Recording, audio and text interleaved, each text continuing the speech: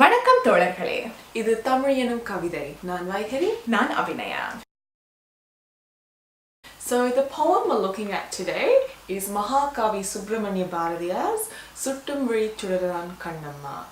So this poem was actually in Maniratnam's movie Kanduhondin, beautifully rendered by Hariharan. So this is when we first, I guess, our eyes were open to this poem and how beautiful the lyrics have been penned by Bharathiyaar. So today we'll go into this poem, we'll sort of translate it, have a discussion, and hopefully it instigates your love for Tamil as it did for us. சுட்டும் விழிச்சுடர்தான் கண்ணம்மா சூரிய சந்திரரோ, வட்ட கரிய விழி கண்ணம்மா வான கருமை கொள்ளோ, பட்டு கரு நீல புடவை பதித்த நல் வைரம், நட்ட நடுநிசியில் தெரியும் நட்சத்திரங்களடி. சோலை மலர் ஒளியோ உனது சுந்தர புன்னகைதான், நீல கடல் அலையே உனது நெஞ்சின் அலைகளடி, கோல குயில் ஓசை உனது குரலின் இனிமையடி, வாழை குமரியடி கண்ணம்மா மருவ காதல் கொண்டே. சாத்திரம் பேசுகிறாய் கண்ணம்மா சாத்திரம் எதுக்கடி, ஆத்திரம் கொண்டவர்க்கே கண்ணம்மா சாத்திரம் உண்டோடி, மூத்தவர் சம்மதியில் வதுவை முறைகள் பின்பு செய்வோம், காத்திருப்பேனோடி இது பார் கண்ணத்து முத்தம் ஒன்று. So let's break this down line by line. சுட்டும் விழி சுடர்தான் கண்ணம்மா சூரிய சந்திரரோ. So Bharathiyaar is comparing Kannamma's beautiful eyes to a flickering flame, and then he's wondering if Kannamma's eyes, could they be the sun or the moon? Because they're so bright. வட்ட கரிய விழி கண்ணம்மா வான கருமை கொள்ளோ. Did the darkness of your rounded eyes come from the dark night sky? பட்டு கரு நீல புடவை பதித்த நல் வைரம், நட்ட நடு நிசியில் தெரியும் நட்சத்திரங்களடி. So now Bharathiyaar is talking about Kannamma's sari. So it's a beautiful silk sari, dark blue in color and embedded with stones. And it looks like stars across the sky in the middle of the night. Sole malar oliyo unadu sundara punnagaidan. Bharathiyaar is comparing Kannamma's smile to the brightness of a flower in a garden. So interestingly, Bharathiyaar uses the word oli, which means light or brightness in this case. So he's using the brightness of a flower as a feature, as a metaphor for Kannamma's smile. This is interesting because if we look at other works of Tamil poetry or songs, the most common feature that's used of a flower is either its fragrance or color. So Bharathiyaar's word choice of oli is quite interesting here. நீல கடல் அலையே உனது நெஞ்சின் அலைகளடி.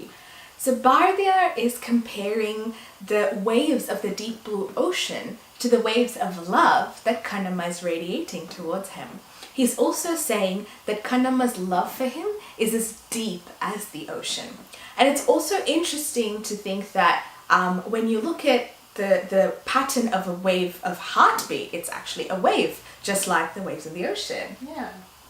Kola kuil osai unadu kuralin inimayadi. Kannamma's voice is as sweet as the quail bird's sound or melodious singing. So it's interesting because once again Bharathiyaar uses the word osai, which just means sound. Quail bird singing is quite melodious and sweet, but even this bird's sweet singing is just a mere sound when comparing to Kannamma's voice itself. வாலை குமரியடி கண்ணம்மா மருவ காதல் கொண்டேன். Oh young girl Kannamma, I have fallen irrevocably in love with you. I'm head over heels for you. So in this case, Vale sort of means young girl, Vale Kumari, like a young maiden. I guess that sort of also connotes the innocence of Kannamma or their innocent love for each other. Sathiram pesugirai Kannamma, sathiram edukadi. The word sathiram comes from the Sanskrit word shastra, which means traditions. Bharathiyaar is asking Kannamma, why are you talking about all these traditions, Kannamma? ஆத்திரம் கொண்டவர்க்கே கண்ணம்மா சாத்திரம் உண்டோடி. In an everyday Tamil context, the word athiram is usually used to mean intense anger. But in this case, Bharathiyaar is using it to mean intense impatience. Bharathiyaar is saying these traditions don't mean anything to people who are so impatiently in love to unite. மூத்தவர் சம்மதியில் வதுவை முறைகள் பின்பு செய்வோம் காத்திருப்பேனோடி இது பார் கன்னத்து முத்தம் ஒன்று.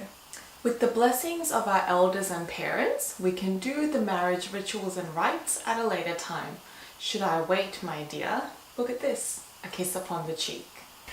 So now that we've looked at the line-to-line sort of meaning, let's delve a little deeper into who Kannamma is to Bharathiyaar or to the audience. So one of the things it could mean is that Kannamma is Bharathiyaar's fictional muse. So it could mean that she is his lover and he is writing about her.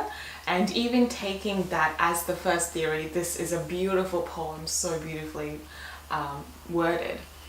The second theory, so these are theories by the way, the second theory is that perhaps Kannamma, so in Tamil, Kannan is Lord Krishna and Kannamma is almost like a female alternative of Lord Krishna. So is Bharathiyaar sort of saying whether, is Bharathiyaar sort of imagining Kannan as a female form and this female form as his lover? There are so many imageries embedded throughout the poem to show that it could possibly mean Krishna. So an interesting aspect that a lot of the allusions to colour in the poem is either black or blue, and black or blue are colours that are very strongly associated with Krishna. So if we start looking at the first verse, it has words like Kariyavuri, Vana Karume, so black, Neela Kadal Alay, Pattu Karuneela Pudave. So very blue, black, dark imagery, which is really interesting. Even the quail is a black bird, so it's just another thing where dark. it's not said out loud explicitly that it's blue or black, but it's still an imagery that's there. And if we come to the Sole Maler Olio, we talked about how it was interesting that the word oli as lightness was used as the feature of the flower rather than colour. Perhaps this could be because blue or black flowers are not very common, or maybe using pink or other brightly coloured flowers would interject into this flow of blue imagery. Even the ocean, Kadal, is blue. And the part where we're talking about the Neela Kadal Ale and the poem Ale Payude is a poem attributed to Lord Krishna as well. So if you want to extend the meaning onto that as well. Yeah.